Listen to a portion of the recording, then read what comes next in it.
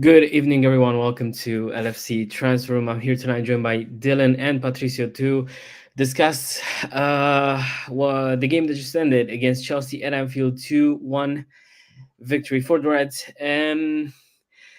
Not at our best today, but 3 points.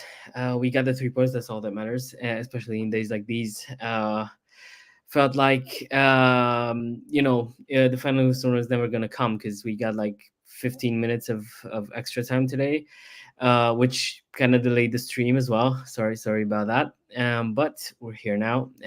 We're gonna get into we're gonna obviously discuss the game. Don't forget we have another stream coming up at 7:30 p.m. UK time as well. Um, don't forget to also like, subscribe to the channel, please, and also drop your comments. I think if the team that you're supporting right now is top of the table, then you kind of need to like this video and maybe share your thoughts with us here in the comments. But let's get straight into it. Dylan, what are your thoughts on the game? Yeah, just buzzing to take the 3 points at the end of it, to be honest with you. So, obviously, after City winning, a win was a must pretty much straight away to keep the pressure on for the games we've got coming up as well. So, I think to take 3 points from it in a game where, like you touched on, we weren't necessarily at our best for long periods of the game. First, probably 25 minutes to half an hour, I think we're a bit slow into the game. It almost seemed a little bit too robotic in terms of what we were trying to do. We were kind of like slow to attack and try and build up, and Chelsea were obviously playing down the wings quite a bit and putting us under a bit of pressure the first half an hour or so. But I think once we then got into the start, like the last 15 minutes of the first half, I think we built a little bit of momentum towards that. And I know they equalised pretty much straight away in the second half, but other than a few scary moments here and there, I think we still were probably the better team of overall. So take the 3 points, move forward away from it, and stay top of the league. So yeah, buzzing to still be top after it. So take the win. I think it's kind of hard to kind of get what I can and cannot criticize at the moment because obviously we did not expect the team to look this well under a new Pep coach now. 7 wins in the first eight is obviously a bit of a lot better than we thought. At least I thought at the beginning of the season. I just saw that today. It looked like maybe in the second half, I think we should have kept the ball a bit more, especially after we had the lead. Like in the last 10-15 minutes, it looked like we really could have held on the ball a bit better and not give them too many chances to get close and to obviously have the chances that they had. On another day, that free kick at the end where Vega put it a bit over the post. It could have gone differently, but we'll take the 3 points at the end of the day. Derek kind of summed it up as well here. Could and should have scored one or two more indeed. Could have also conceded, but at the end of the day, 3 points are 3 points. Patricio, not at our best, obviously, but still top of the table. Had a big match coming up next weekend. Yeah, no, yeah. And to be fair, following international break, I think we started off a lot better than what we did against Forest. I mean, yeah, the first 25, 30 minutes weren't the best, but for Curtis Jones to get man of the match out of it shows that obviously he's really trying in this team. Um, thankfully we did get the win. I do feel like what Derek said, I do agree with him in his comment. We should have got one or two more goals. So like Soboslai should have put his foot through the ball, cross goal, the left hand side. He should have scored that.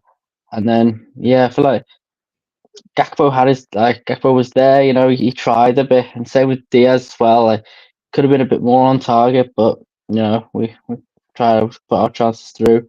And you can see the disappointment with Nunes and Slot at the same time, same reaction.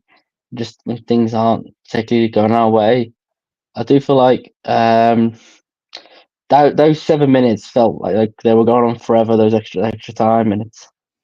But now I'm glad a win is a win. I'm glad we got there in the end. Yeah, I think Nunez and Slot were all of us at the end there. I mean, I think it was another.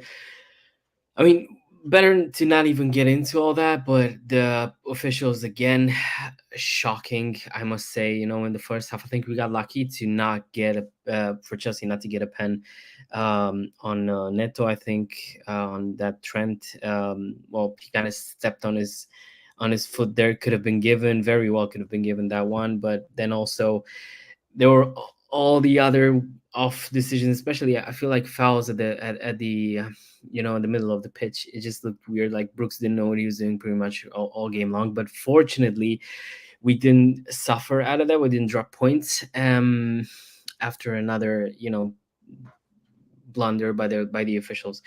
And yeah, this is also true. Like when you mentioned Sobos, like Curtis had a really good chance as well in the first half. I feel like he had the ball at his feet for like 3-4 seconds, didn't know what to do with it until he just lost it. But as you said, Curtis Jones, for me, when I was thinking about the stream now, Curtis Jones, I think one of the candidates for man of the match.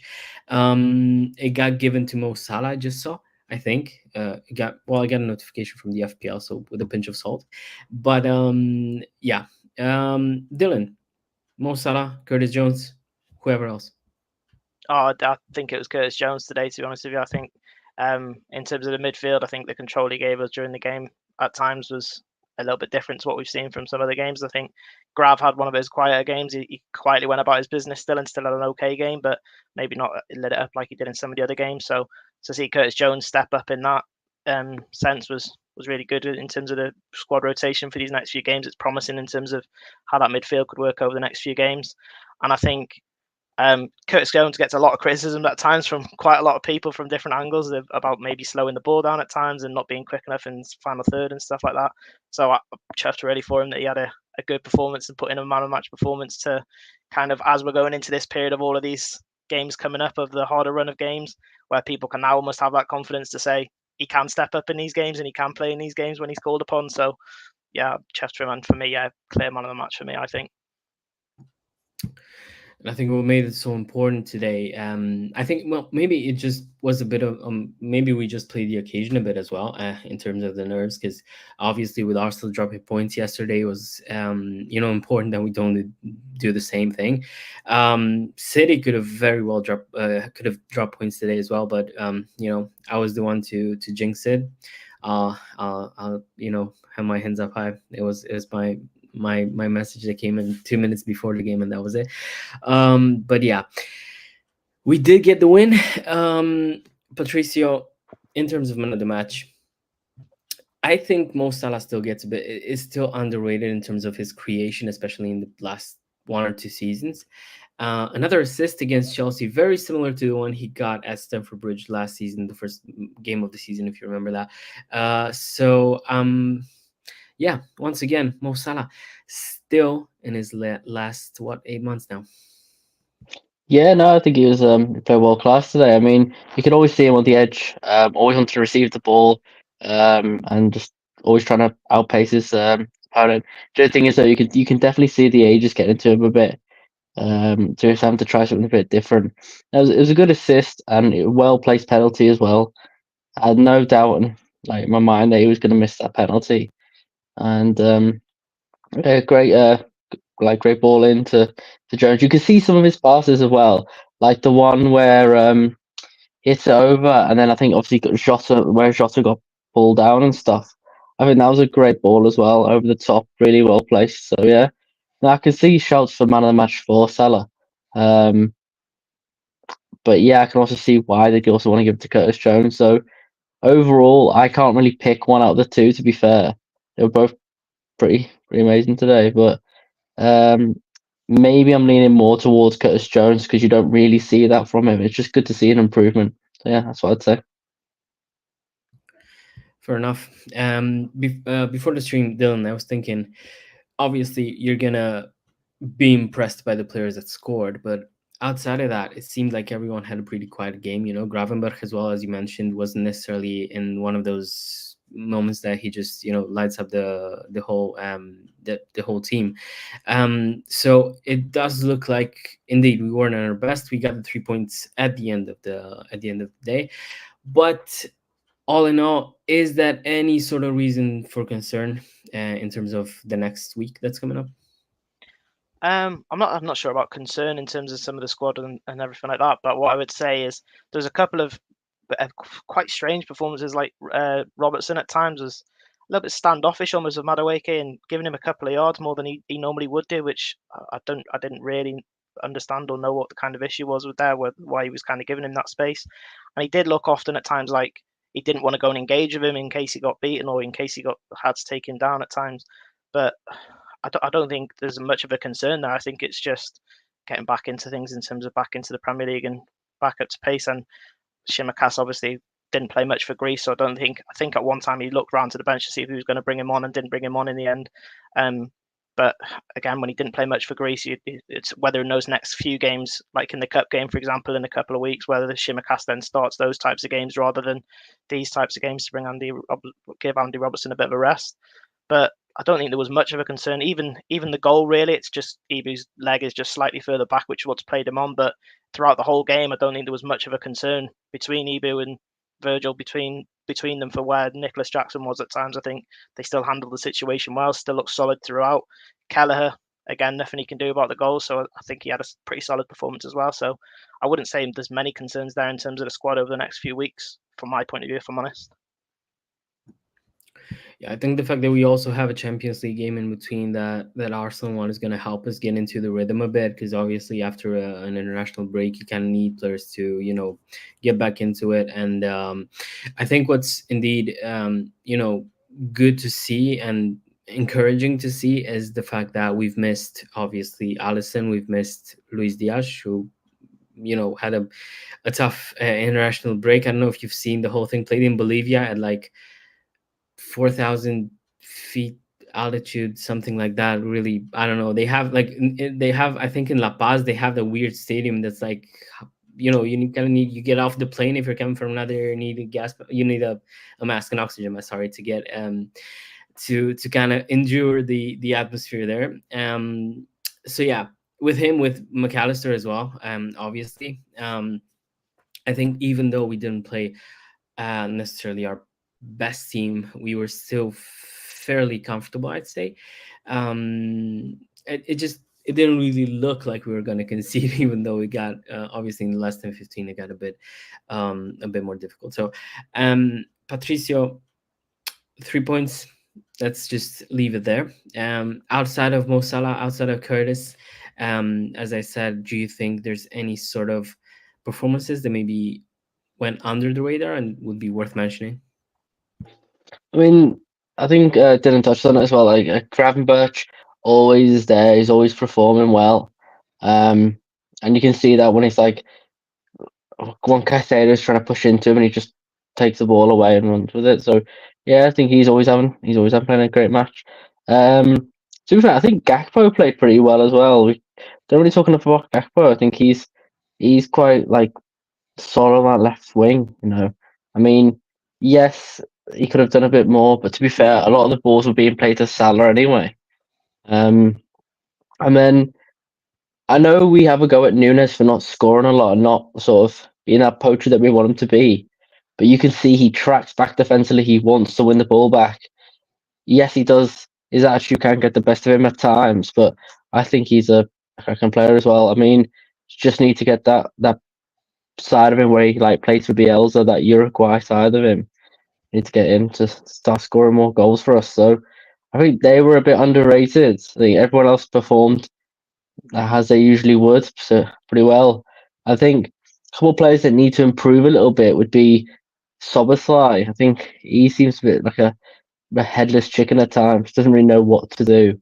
And then Kanate it's a bit silly with the fouls, I just feel like he doesn't always have to go in so heavy, but he just does, and sometimes there's mistakes, sometimes it isn't. And do you know what? To be fair, Maka, I think since he came on the pitch, I don't think he put a foot wrong. Like, yeah, he got a yellow card, which I thought was a bit silly, but it is what it is. But I thought he played amazing as well for the last 15 minutes he was on the pitch. Yeah, and no one really did anything wrong for me. All right. Well, yeah. I totally forgot what I was about to say. Anyways, happens. Yeah, I'm coming down with something, so that's I just feel a bit weird tonight. Everyone, please don't forget to also leave your thoughts in the comments. We'd love to hear from you, to see your thoughts on man of the match and who impressed this evening, and what you expect from the next week. And that's what I'm kind of want to get into. Dylan, Now, as mentioned, we do have a Champions League game coming up against Leipzig. Fortunately, not that difficult of an away day. Only we're well, we players are only going to fly into to Germany. But Arsenal have dropped points yesterday. We're now, I think, 4 points ahead of them, and it does look like a pretty interesting game now. This early in the season, obviously, there's no, nothing that's gonna come out of it, and nothing that's necessarily gonna, you know, secure anything for any of the clubs. But it does look like we're in a pretty good position, and also they're gonna miss Odegaard and Saliba definitely. We're gonna have to see for some of the other players. Now, it does look like a pretty good time to play them, doesn't it? Yeah. So first of all, start with the Champions League game in midweek. I think if we go, we don't people like Maka and Diaz who didn't play as much today can probably get a few more minutes in that game and still kind of move things around a bit, which is promising.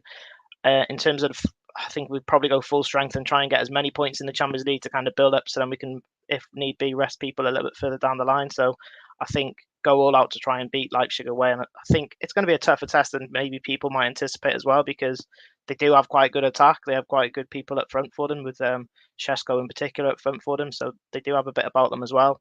But I think if we can kind of put that game to bed relatively early, be a goal or two up by about 60, 70 minutes, start to rotate people a little bit.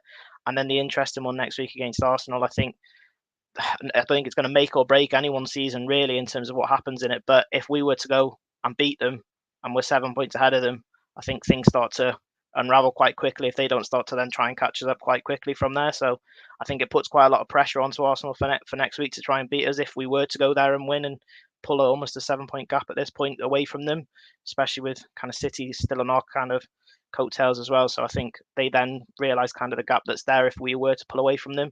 And I think even if we go there and get a point, 4 points ahead of them at this point would be a really kind of good total to be ahead of them so early on into the season and try and build on that from a little bit further.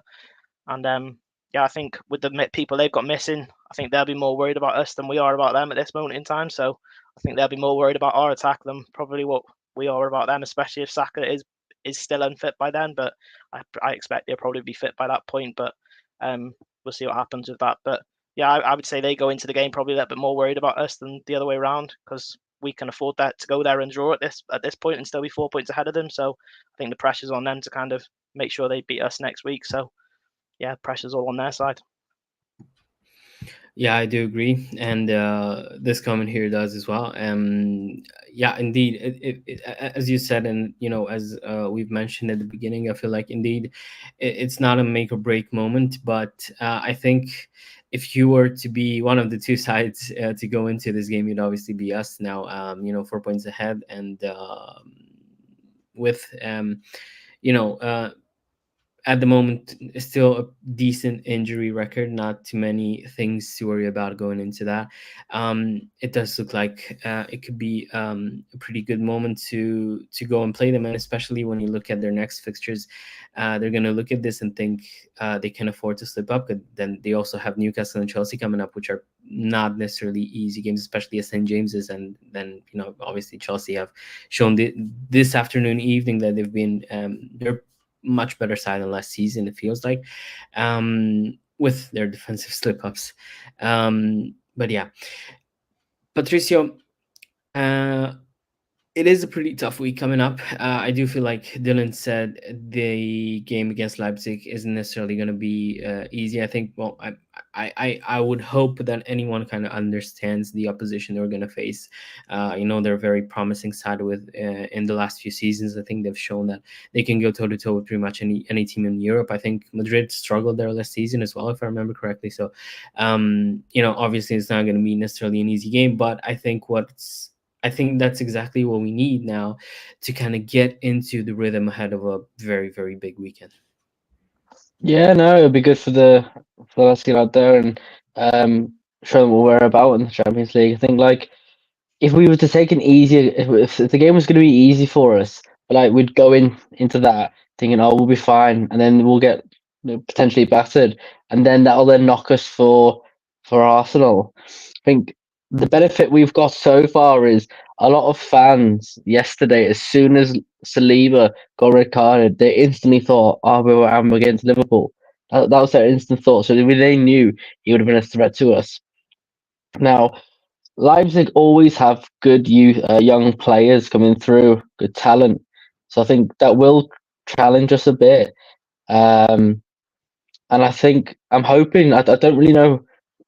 Um, in terms of like Chiesa and Harvey Elliott when they're due back. But if they can get into this sort of Champions League game, if they can get minutes there, that'll then hopefully may even see a Chiesa start or something on in a few weeks' time or something. It'd be quite nice to see him play a bit. Um, but no, it definitely won't be like a walkthrough. It's definitely something that we will need to have a strong side for both games. Just don't want any injuries or anything. Yeah, well, it does look like it does look like there's going to be a lot to talk about in the next week as well. Which don't forget to tune in for those streams again, 7:30 p.m. UK time. Dylan, one thing that I was discussing with a mate these days, I obviously didn't expect the team to look this good. In 8 games in, and with the Champions League fixtures and all that, only one defeat in like what 12 matches or something like that up until now. We and no draw. I think we didn't draw a game this season, which is interesting.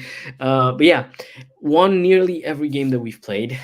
City obviously without Rodri for the whole season. Arsenal looking like they're already behind, and they're gonna have a few tough fixtures coming up without some of their key players. Can we dream? I don't see why not. We can be there or thereabouts, can't we, the whole way through the season? And I'm quite happy as well for people to keep underestimating us. People can keep saying we're not in the title race if they want to. That's absolutely fine with me as well. Just keep going under the radar. Let City and Arsenal keep thinking it's potentially just between the two of them, and then hopefully still be there come March, April, and then start May sort of time and see what happens from there. But I see no reason why this squad isn't good enough to compete at the top. I think our attack, most teams would take our attack if they were given an option to be able to use most of those players. Defensively, a lot more sound this season. Still only 3 goals conceded, so we're still in good in that nick as well in terms of our defense. So yeah, I think across most fronts this season, I can't see us potentially. People keep talking about potentially 4. I think if we're realistic, maybe a cup and maybe something else alongside that. But I think just in terms of squad depth, about managing all 4 potentially is where it's a little bit too far down the line. We saw that a couple of years ago when we tried to go for all 4 and it kind of fell away towards the end. But we can dream if we're in with all 4 by come April, May sort of time, then even better. But yeah, I think I'm quite happy for people to keep letting us go under the radar and see if we can sneak in there come the end of the season. Yeah, indeed. That's what I was thinking about as well. I think for us, well, as you said, any team in the league would take our attack, but would Man United take our midfield? Gary Neville would still disagree with that. Maybe we don't know. I heard that he's still being a prick while commentating Liverpool, which does not surprise me. But yeah, we'll just let him have his opinions. It just gets more funnier. It just gets funnier every season with him, and United's whole fan base, to be honest. But yeah. Well, I think for us, what's going to be extremely important this season, in order to kind of get close to maybe challenging for the league, is obviously keeping everyone in defense and midfield healthy. I feel like, well, obviously Curtis Jones has been amazing today, but I think in the long term, it would be pretty difficult to compete without one of Maka or Gravenberg.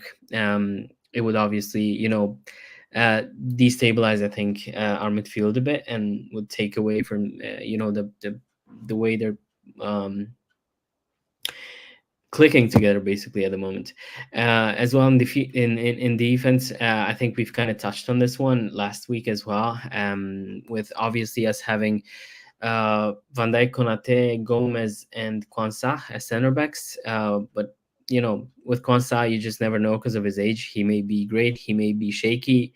I'm not saying that's to criticize him or anything, because it's expected due to his age, but it kind of looks like with one or two injuries in midfield or in defense, it kind of get difficult. But yeah, so Patricio, I must say I am still a bit of a pessimist now. I'm thinking that I'm not sure what to expect from the slot side. Could it go all the way? Could it crumble somewhere along the way? I guess we don't really know because we haven't seen enough of them. But we're allowed to dream now, aren't we? Oh yeah, 100%. I think Slot so far has been fantastic. He's been amazing. I think having I saw an interview earlier today. I don't know who it was with, but I saw the interview, and they were basically talking about how like coming from having a great manager like Klopp, would you like find it overwhelming taking the team, and Slot's response to just say no, he left me a really good side. The players know what to do. Like it's not like he got given a shambles of a team that he has to fix. He's got a great team that just needs improvements that he can implement what he wants to do, but not change things drastically. And that's worked so far. He's obviously getting the best out of players like Curtis Jones today, like Gravenberch, because think about it. When we were going through the transfer window and only just starting out, we had no idea what Slot could do. I'm hoping he can get the best out of Nunes. He seems to want to help the players be the better selves than they can, and that's why I have full faith in him. I know last June, but before we even knew he was going to be our manager or whatever it was, before we knew he was going to be a manager, and we thought, oh, it's going to be Amorim or who's this Slot person. I was a bit like confused then at the time, but knowing what he's doing now and that it doesn't seem to even phase him, it's just yeah, I think that'll do really well for us because people are just going to treat him, oh, new manager to the Premier League. He won't do that well for us, but no, it's been amazing so far. So I hope it continues. Indeed, and I do think that his attitude, his demeanor is a big plus. Obviously, he's well outside of that raging at the ref at the end of the match there in the last minute. I think he was really calm throughout his tenure here, and yeah, it does look like he's in the end he was a pretty good appointment. And as you said, I think we also need to acknowledge what Jurgen did for the club, even when he accepted that he was going to need some time off and that he was leaving. He still left a great team for the next manager, or coach well. So yeah, there's also that. We are going to end tonight's live stream here. Thanks to everyone who tuned in. Thanks to Dylan, to Patricia for being here, to everyone in the comments, to everyone who left a like on the video. We are going to be streaming in 16 minutes again. Well, not us, but the other Sunday evening crew. This one should have been a bit earlier, but as you know, with the 15-minute extra time, then it kind of we had to delay the stream, obviously, because it happened to me last season. I remember when we played Aston Villa, I had the stream submitted at 3-1, and then it got 3-2, and then 2 minutes later it was 3-0, and I was like, I had to change the things and the description and everything in like the last 2-3 minutes, so I just waited until late today, so that maybe that's on me slightly. But then again, thanks to everyone, to Dylan, to Patricia, to everyone in the comments.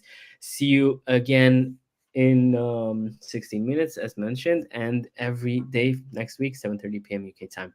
Have a great one. Up the Reds. Cheers, everyone.